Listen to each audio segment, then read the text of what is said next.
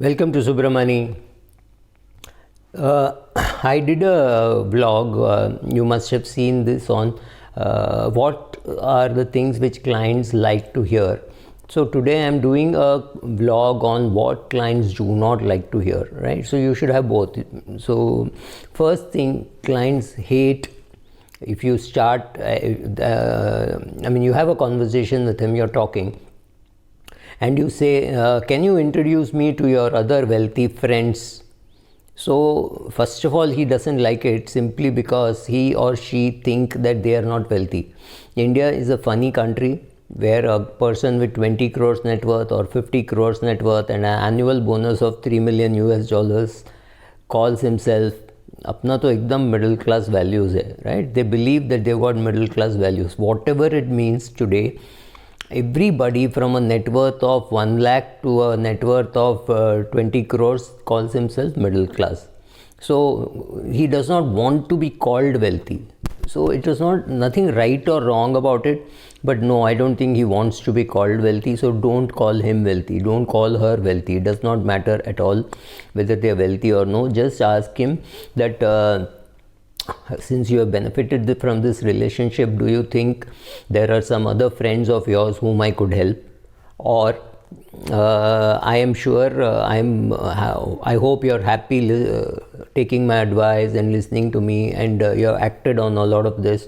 Do you think there are other friends of yours who will benefit? And if he does give you a client who is not as wealthy as him, accept it. Even if it's below your normal acceptance level, accept it. Slowly you can maybe get rid of him, because if you say no, he's too small for me, in his mind it will be a rejection. So it will mean he sent you a client whom you rejected, therefore he's not going to send you any more clients, because he does not know why you rejected. He only remembers he sent something and you rejected. So first accept it. Accept that client, meet the client, see if you can do some small stuff at least, and for other stuff let him go elsewhere, but don't close that relationship before you meet that person, right? Second thing which people don't want to hear is incomplete statements like market, I don't watch the market at all, it's too volatile. What you're trying to say is, I don't understand equity markets, or I don't watch equity markets. I invest only in mutual fund, and it is the mutual fund managers to watch the market on a day-to-day basis. But the way you say it, it looks like you don't care about what happens to his money. He does not care if you don't care about your money, that's your choice. But he is scared that you don't care enough about his money. That's not right. So say it this way. Looking at the market on a day-to-day basis is the job of the fund manager. I am your financial planner. I will tell you where to invest, what to do, long-term, blah, blah, blah, all that. But on a day-to-day market, on a day-to-day basis, I may not be tracking the NAV or this, and it does not matter, right? So that is one thing. Third, you want to tell him that you're charging him a fees. This is how you're being paid, and fees may be going up. And fees is going up largely because GST has gone up, or some STT has gone up, something like that. Because if you don't tell him what is happening, or you're charging more, whatever, if you don't tell him, somebody else is going to tell him. His accountant is going to tell him. He is going to read somewhere on the net. His bank relationship manager is going to tell him. Don't give him a feeling that you're doing everything free. You're not doing things free. You're charging him a fee. Right? If you're doing it free, make sure that he knows that you're doing that particular work free, right? It should not feel that you're compensating this for that or that for this. People don't like, especially if he's HNI, he's used to paying for many services, right? He may have a person who is walking his dogs, and I know a person who has 2 dogs, and he pays 2 different people to walk the dogs, and that is costing him approximately 15,000 rupees per month, right? So it's not as though they are not paying for services. They are paying for services. They understand that they have to pay for services, and they better hear from you what you're charging rather than from your competitor, right? Then telling him that the funds that he chose are doing poorly. He does not want to hear that. He does not want to be sympathize, he does not want your sympathy of saying, oh, your bank RM has chosen really bad funds. No, he does not want to hear that. Just shut up. Just talk about the choices which you made. Don't talk about the other things. He will find out. His accountant will tell him. Somebody will tell him. Even if it is bad news that you know about the other parts of his portfolio, it is not your job to tell him.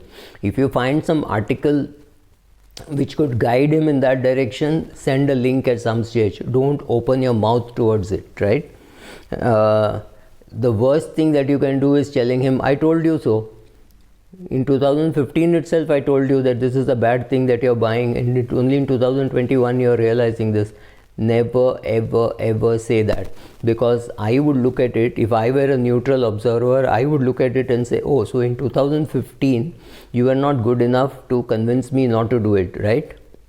You were with me, you were in a relationship with me where you were advising me, but I still, when I was doing that, you said something, but you didn't say it strongly enough, or you didn't say it well enough to stop me from doing. I would never ever accept to you that I have failed. I would love to blame my advisor rather than taking the blame myself. So please understand the mindset of a HNI customer or even any normal customer. Never tell him that he's chosen poorly, because you don't even know why he has made those choices, right? For example, I know a person who's recently, very recently invested 5 crore in a unit link plan, right? Sounds very bad. And one of the advisors who had no business at all made a statement saying, oh, these bank managers loot, they sell ULIPs at high prices, etc., etc. People get conned. You know, somebody bought a policy as much as 50 lakhs per annum, right? All this was spoken by another consultant who completely got no business from this guy going forward. And I know exactly why this man had put 5 crore in that insurance policy. He was trying to build a relationship with an European bank. He was trying to do some acquisitions in Europe, and he wanted reference letters.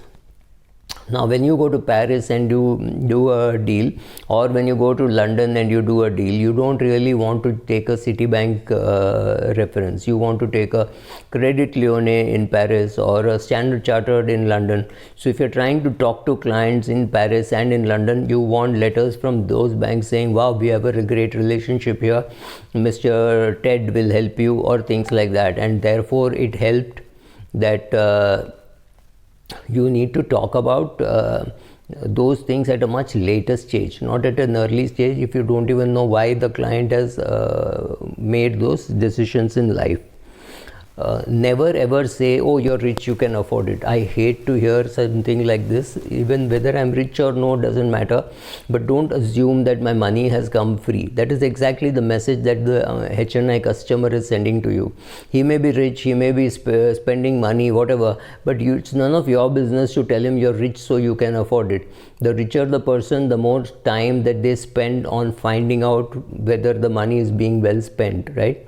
So don't ever make that statement.